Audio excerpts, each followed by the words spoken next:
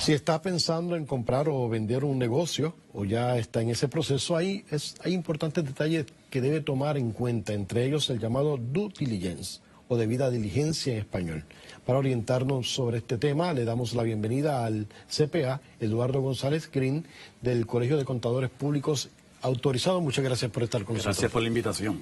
Bueno, este término, ¿verdad?, se utiliza mucho cuando uno va a hacer algún tipo de transacción, ¿verdad?, con su negocio.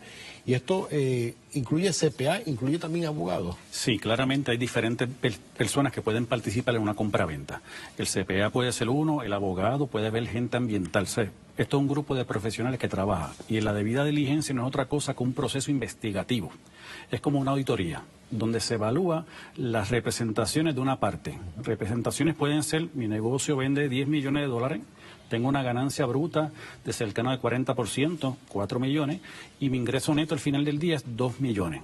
Eso es una cantidad importante. Tengo tantos empleados, 30 empleados de mucha experiencia en la compañía, tengo contratos de distribución o contratos con clientes.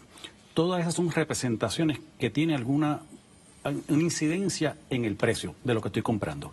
Siempre, ¿verdad?, siempre feliz. El punto principal es que las virtudes de un negocio, las bondades de un negocio, te lo dará el vendedor, pero no así los riesgos. Y tú siempre quieres saber los riesgos antes de comprar.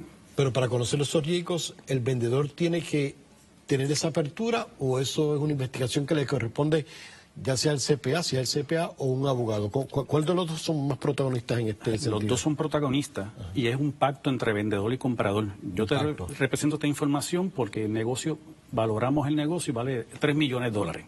Pero es en función a esta representación que dije, que mi negocio deja 10.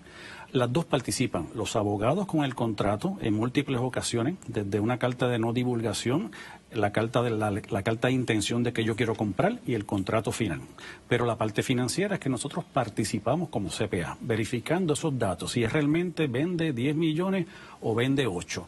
El negocio deja 4 millones en ganancia bruta o no deja 4. La información financiera es la que incide en el precio de una compraventa.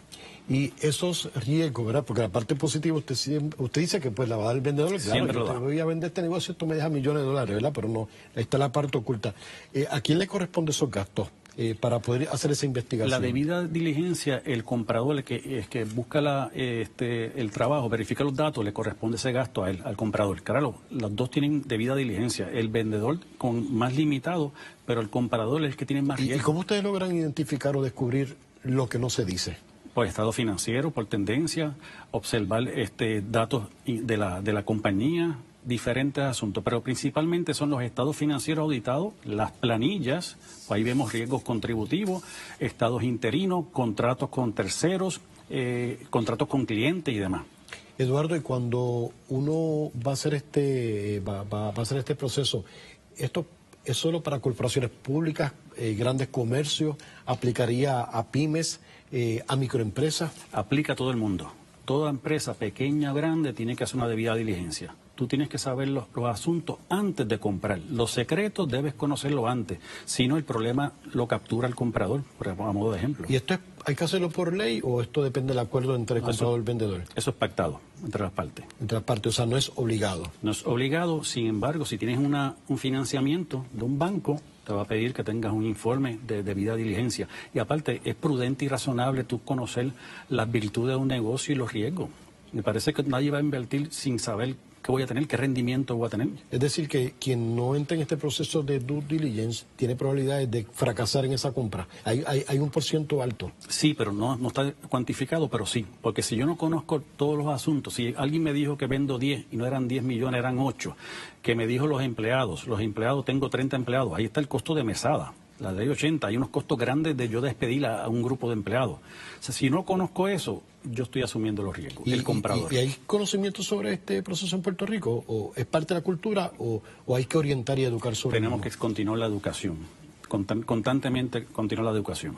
Gracias, Eduardo, por estar con nosotros. Muchas gracias por la esta invitación. gotita del saber y tener más información sobre este proceso. Continuamos con más información.